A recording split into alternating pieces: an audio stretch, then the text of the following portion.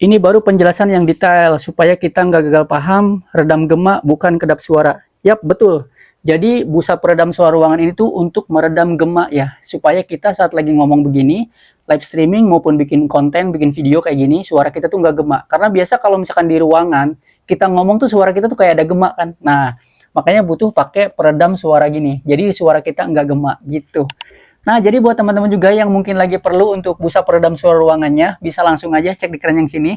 Yang model piramid kayak gini, ketebalan sekitar 5-6 cm. Jadi nanti kita tinggal tempel aja pakai lem belakangnya ya, langsung tempel kayak gini. Tinggal dihitung aja butuh berapa lembar, karena di sini kan harga per lembar tuh. Langsung aja memusuknya ready, jangan kehabisan. Thank you guys.